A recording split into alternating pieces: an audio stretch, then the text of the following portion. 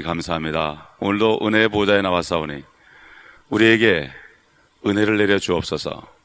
주님을 더 깊이 아는 축복된 시간 되게 하옵소서. 주님의 음성을 듣고 하나님의 음성을 들으며 따라갈 수 있는 귀한 하루가 될 수 있도록 도와주옵소서. 우리에게 주신 이 하루, 영원히 돌아오지 않는 이 하루를 우리가 주님 앞에 온전히 드림으로 주님의 도구로서 주님과 동행하는 삶을 사는 하루가 되게 하옵소서. 아버지 하나님, 오늘도 주의 영으로 주를 인도하시고 주의 핏부림 가운데 지켜주시고 아버지 오늘도 말씀으로 씻어주시며 정결케 하옵소서. 주 예수 그리스도의 이름으로 감사하며 기도합니다. 아멘. 출애굽기 33장 12절부터 보겠습니다. 모세가 주께 말씀드리기를 보소서 주께서 내게 이 백성을 데리고 가라고 말씀하시면서 주께서는 나와 함께 보낼 자를 내게 알려주지 아니하셨나이다. 주께서 전에 말씀하시기를 나는 너를 지명하여 알며 또한 너는 내 목전에서 은혜를 입었느니라 하셨나이다. 그러므로 이제 내가 주께 간구하오니 내가 주의 목전에서 은혜를 입었으면 이제 주의 길을 내게 보이시어 나로 주를 알게 하시고 내가 주의 목전에서 은혜를 입게 하소서. 이 민족을 주의 백성으로 생각하소서 하니 주께서 말씀하시기를 나의 임재가 너와 함께 가며 내가 너에게 쉼을 주리라 하시니라. 모세가 주께 말씀드리기를 만일 주의 임재가 나와 함께 가지 않으면 우리를 여기서 올려 보내지 마소서. 나와 주의 백성이 주의 목전에서 은혜를 입은 것을 무엇으로 알리까? 주께서 우리와 함께 가시는 것이 아니니까? 그것으로 우리 즉 나와 주의 백성이 지면에 있는 모든 백성들로부터 구별되나이다 하니 주께서 모세에게 말씀하시기를 네가 말한 이 일도 내가 행하리니 이는 네가 내 목전에서 은혜를 입었고 내가 지명하여 너를 알미니라 하시니라. 모세가 말하기를 내가 주께 간구하오니 주의 영광을 내게 보여주소서 하니 주께서 말씀하시기를 내가 나의 모든 선함을 네 앞에 지나가게 할 것이며 내가 네 앞에 주의 이름을 선포하리라. 나는 은혜를 베풀 자에게 은혜를 베풀고 자비를 보일 자에게 자비를 보이리라 하시니라.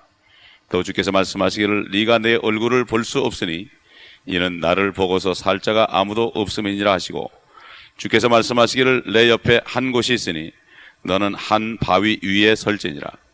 내 영광에 지날 동안 내가 너를 그 바위 틈에 넣어서 내가 지날 동안 내 손으로 너를 덮으리니 내 손을 거두면 네가 내 뒷부분을 볼 것이나 내 얼굴을 보지 못하리라 하시니라.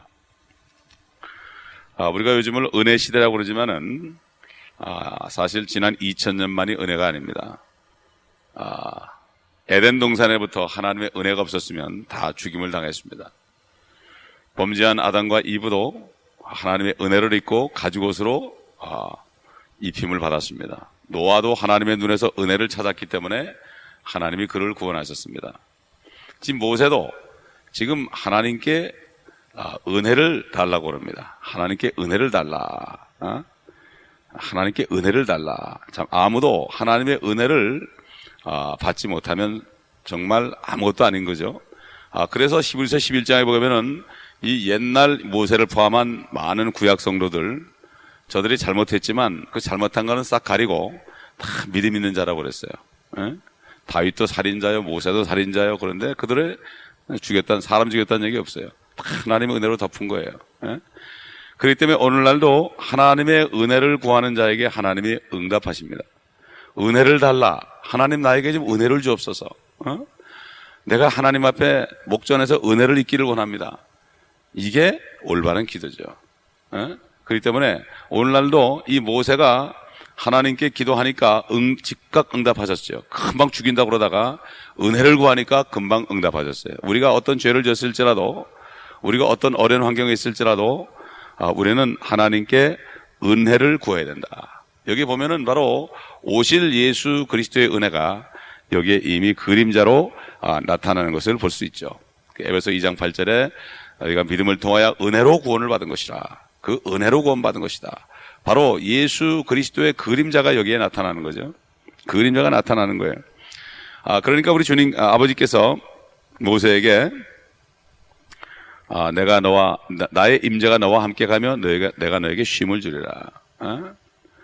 아무리 사람이 많아도 모세가 지금 담임하고 있는 교회 교인 수가 200만이 넘었죠. 그런데 모세는 주님이 함께 가지 않으면 나는 안 가겠다 그랬어요.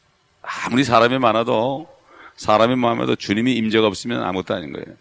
쉴 수가 없는 거예요. 사람들은 많으면 많을수록 고통을 갖다 주고 문제를 갖다 주고 쉬지 못하게 하는 거예요. 그러나 하나님께서는 쉬게 하는 거예요. 우리가 주님 안에 쉴 수 있어야지요. 바쁘게 돌아다닌다고 되는 게 아니에요. 일만 한다고 좋은 게 아니에요. 우리는 주님하고 같이 쉬면서 다녀요. 주님 안에 쉼이 있어야 되는 거예요. 수고하고 무거운 짐진 자들아 다 내게로 오라. 내가 너의 혼이 쉬게 하리라. 쉴 수 있는 사람, 일하면서도 쉬는 거예요. 이 쉰다는 건 논다는 게 아니고 어떤 일을 하더라도 쉬면서 일하는 사람, 그 평안한 거예요. 근데 쉬지 못하는 사람은 다른 사람 때문에 고통을 받아. 저 사람은 왜 저럴까? 이 사람은 왜 저럴까? 막 그냥 그래요. 그럴 필요 없어요. 내가 쉬면은 괜찮아요. 우리 주님께서는 쉬셨기 때문에 가룟 유다가 끝까지 따라다녔어도 그런 평강 속에 있었어요. 항상 우리는 가시를 줍니다. 왜 그렇습니까? 그 가시를 통해서 내가 정말 쉬고 있는가 쉬고 있지 않는가. 가장 가까운 가족 관계에서 또는 교회에서 직장에서 어디든지 사람들을 통해서 우리가 고통을 당할 때 과연 내가 주님하고 쉬고 있는가. 내가 쉬고 있으면 누가 뭐라고 상관이 없어요. 누가 뭐래도 상관이 없다고. 뭐 옛날 한자에도 뭐 천상천하 유아독존이란 말이 있지만은 세상이 무너져도 말이죠. 세상이 무너져도 내가 주님과 함께 있으면 문제가 없는 거예요. 문제는 나 때문에 문제가 있는 거지 다른 사람 문제가 아니에요. 다른 사람 때문에 내가 고통이 되고 다른 사람의 죄 때문에 내가 화가 나고 이렇게 하는 것은 결국은 내가 쉬지 못해 그러는 거예요. 내가 쉬면은 상관이 없어요. 그게 주님은 풍랑이 일고 막 그냥 배가 물에 빠질 지경인데도 주님은 주무시고 계셨어요. 이게 바로 쉬는 자의 삶이에요. 우리는 이것을 추구해야 돼요. 이것을 추구해야 돼요. 주님이 함께 가자면 나는 안 가겠습니다. 누구와 나를 함께 올려보내겠습니까? 누구를 올려보내겠습니까? 처음에 주님이 모세를 불렀을 때 나는 말도 못합니다. 입이 둔합니다. 이렇게 얘기했죠. 그때 아론을 보내줬죠. 여기서 또 누가 나와 함께 가겠습니까? 이렇게 하나님께 간구합니다. 바로 하나님의 보내신 자가 함께 가지 않으면 나는 아무것도 할 수 없다고 이렇게 얘기하는 거죠. 그래서 이 모세는 하나님께 계속 여기 은혜라는 말이 몇 번 나오는지 몰라요. 은혜가 여러 번 나옵니다. 은혜. 우리가 아침마다 나올 때 주께 은혜를 구해야 됩니다. 은혜는 위로부터 내리는 거예요. 우리는 은혜 받을 자죠. 우리가 은혜 주는 자가 아닙니다. 그래서 주님께서는 모세가 은혜를 주님의 눈에 발견했죠. 그럴 때 응답했습니다. 마찬가지로 요즘 그리스도인도 하나님의 은혜를 발견하고 구할 때 주님께서 우리에게도 내가 너를 지명해 불렀다는 음성을 들려주는 거예요. 음성을 들려주는 거예요. 우리가 주의 음성을 듣지 못하면 이것이야말로 사막 같은 광야예요. 어려운 속에서 주님의 음성. 사도 바울이 가시가 있었지만은 3번 간구했을 때 내 은혜가 내게 족하다. 이 음성을 들을 때 더 이상 구하지 않았죠. 하나님의 음성을 들어야만 우리가 은혜를 가지고 살 수 있죠. 어려운 문제 때문에 그런 게 아니에요. 어려운 문제가 있어도 주님이 내가 너를 알고 있다. 내가 너와 함께 있다. 이거 음성 들으면 되는 거예요. 이걸 못 들어오는 거지. 문제 때문에 그런 게 아니에요. 문제가 없어도 주님이 함께 하지 않으면 뭐가 불안하고 문제가 없어도 주님이 같이 가지 않으면 재미가 없는 거예요. 인생이. 그래서 사람들이 돈을 많이 벌고 사람을 많이 끌어모아도 나중에 가서 재미가 없어 하는 거예요. 그러나 주님이 함께 하시면 끝까지 갈 수 있어요. 끝까지 갈 수 있어요. 이 교회를 세워서 주님께서 모든 민족에게 복음을 전해라. 이 음성을 주셨기 때문에 주님의 음성을 따라가니까 상관이 없어요. 사람이 몇인 상관이 없어요. 이게 중요한 거지. 주위에 뭐 나를 알아주는 사람이 있는가, 나를 따르는 사람이 몇 명인가, 이게 중요한 게 아니에요. 주님이 정말 나하고 함께 하는가, 이게 중요한 거예요. 내가 기분이 나쁘고 우울하고 기쁨이 없고 왜 그래요? 주님이 함께 안 해서 그래요. 그럴 때 주님을 구해야 돼요. 주님 나에게 은혜를 주옵소서, 기쁨을 주옵소서. 주님이 기쁨을 줘야 돼요. 그런데 내 환경이 변하면 내가 좋아질 거 참나네. 안 그렇습니다. 주님이 나와 함께 하시기를 간구해야 돼요. 그래서 주님께서 그랬죠. 요한복음 10장 3절에 그때 문지기가 문을 열면 양들은 그의 음성을 듣나니 그러면 그는 자기 자신의 양들의 이름을 불러서 이끌어내느니라. 양들의 이름을 부르시는 거예요. 주님이 지금도 부르세요. 지금도 부르시고, 그러니까 여러분이 조용한 가운데 그 음성을 들어야 돼. 할 말이 없으면 가만히 있어요. 그러면 주님이 말씀하세요. 그러면 그 음성을 들을 때 모든 고통과 어려움이 다 눈 녹듯이 녹아집니다. 그래서 13절에 보게 되면은, 그러므로 이제 내가 간구하오니 내가 주의 목전에서 은혜를 입었으면 이제 주의 길을 내게 보이시어 나로 주를 알게 하시고 내가 주의 목전에서 은혜를 입게 하소서. 이 민족을 주의 백성으로 생각하셨어요. 여기 모세는 뭘 구했습니까?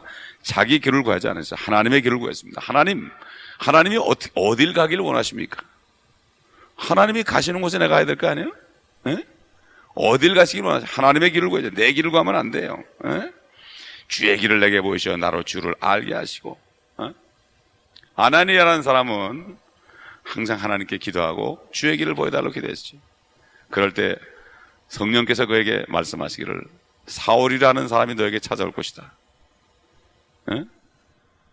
이렇게 얘기해 줬죠. 항상 주님을 바라보면서 주님 내가 무엇을 해야 되겠습니까? 주님 어딜 가시길 원하십니까? 내가 어떻게 해야 되겠습니까? 이렇게 얘기하는 사람에게 주님께서 말씀하십니다. 내 거 생각하고 내 것 해결되고 내 거 어떻게 내 것만 생각하는 사람은 주님 말씀하지 않아요. 자기 길을 생각하는 사람 얘기하잖아요. 그러나 하나님의 길을 구하는 사람에게는 꼭 응답하십니다. 그래서 사울을 보내가지고 아나니아를 통해서 안수를 받고 눈이 열리고 거기서 침례받고 그때부터 전도자가 된 거예요. 준비된 사람을 찾습니다. 하나님께서는 준비된 사람, 하나님의 길을 찾는 사람을 찾죠. 자기 길을 찾는 사람은 수천만 있어 상관이 없어요. 그렇기 때문에 기도원에게도 32,000명인가 보내줬지만 다 제하고 300명만 남겨둔 거예요. 두려워하는 자들 다 제하고 기도하지 않고 그냥 물만 있으면 고개를 쳐박고 먹는 사람들, 육신의 정욕에 모든 것을 갖다 바친 사람 다 보냈죠. 언젠가는 문제가 되죠. 전쟁할 때 한두 사람이 간첩 노릇하면 끝나는 거예요. 소수가 돼도 특공대가 있으면 그게 이기는 거예요. 그게. 마찬가지로 하나님께서 특공대를 원하시지 다수를 원하지 않으신다는 걸 우리가 알아야 됩니다. 그렇기 때문에 하나님께서는 그리스도와 함께 하시기를 원하죠. 그래서 히브리서 13장 6절 보면은 주는 나를 돕는 분이시니 사람이 내게 무엇을 하든지 내가 두려워하지 아니하리라 그러죠. 사람이 나에게 어떻게 하든 두려워하지 않냐. 사람이 나에게 욕을 할 때 왜 화가 납니까? 주님이 임재가 없어 그래요. 그렇기 때문에 그리스도는 항상 주님을 찾고 주님이 동행하시기를 구해야 돼요. 어딜 가든지 주님 나와 함께 가셔야 됩니다. 내 혼자는 안 됩니다. 아침에 일어나면서부터 우리가 그런 기도를 해서 잠들 때까지 주님 나와 함께 잠자리 하셔야 됩니다. 이렇게 하고 잠이 드는 이 하루가 복된 하루가 될 것이죠. 그렇기 때문에 결국 다윗이 시편 23편에 고백한 것처럼 내가 사망의 음침한 골짜기에 다닐지라도 두려워하지 않는 것은 주께서 나와 함께 하십니다. 주님이 나와 함께 할 때 두렵지 않습니다. 지옥에 가도 두렵지 않죠. 내가 지옥에 잠자리를 펼지라도 주께서 거기 계신다고 그랬죠. 주님이 동행한다는 확신 가진 사람은 아무도 쓰러질 수 없어요. 주님이 함께 하시면 되는 거예요. 이게 중요한 거예요. 이게 내 환경에 물질이 많고 내가 몸이 건강하고 모든 게 잘 되고 아니에요. 모든 게 잘 되는 게 저주가 될 수 있죠. 저주가 될 수 있어요. 어떤 사람은 하나님을 떠나가서 그냥 돈 많이 버는 사람이 있어요. 그게 축복인 것 같아도 하나님과 함께 하자는 돈은 그건 나중에 결국 저주가 되는 거예요. 앞으로 무슨 일이 날지 몰라서 그렇죠. 결국은 저주가 되는데 그때는 이미 때가 너무 늦은 거죠. 주님이 그랬잖아요. 다른 동네 가지고 이제 장사하리라 하는 사람들, 내가 오늘 네 영혼을 찾으리니 그 모든 것이 늦게 되겠느냐? 하루아침에 끝나는 거예요. 심장만 멎으면 끝나는 거예요. 그러나 우리는 그런 사람에게도 오래 참고 기도해야 되죠. 저와 여러분에게 오래 참으신 하나님을 생각하면서 우리가 믿지 않을 때도 우리를 따라다니시면서 나의 길을 따라오사 나를 구원하셨다는 찬송이 있죠. 내가 주님을 멀리할 때도 나를 사랑하셔서 나를 따라오셔가지고 나를 구원하신 하나님이니 이게 바로 신약시대의 은혜입니다. 신약시대의 은혜라고. 모든 사람에게 죽으셨기 때문에 다 기회를 주시는 거죠.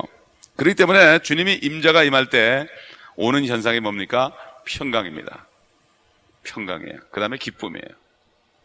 그래서 하나님의 나라는 먹고 마시는 게 아니라 성령 안에서 의가 뭐죠? 주님이 함께 하시는 의죠. 주님이 함께 하시면 내가 의로워진다고요. 믿을 때 의로워지는 거죠. 의와 평강과 기쁨이다. 평강이 오는 거예요. 그래서 요한복음 14장 27절에 주님께서 말씀하셨죠. 내가 너에게 화평을 남겨두나니 나의 화평을 너에게 주노라. 내가 너에게 주는 것은 세상에 주는 것과 같지 아니하니 너희는 마음에 근심하지도 말고 두려워하지도 말라 그러십니다. 로마서 5장 1절에도 우리가 예수 그리스도를 통하여 하나님과 화평을 가지느니라, 누리느니라 그랬어요. 예수 그리스도로 말미암아 화평을 누리느니라. 그래서 우리가 예수 그리스도의 은혜와 하나님의 사랑과 성령의 교통하심 이렇게 축복하는 거예요. 그러므로 오늘도 주님이 함께 하시기를 간구하시고 은혜를 구하세요. 주님의 평강이 있어야 됩니다. 그래야만 되는 거예요. 여러분 환경이 변화되길 기도하지 마세요.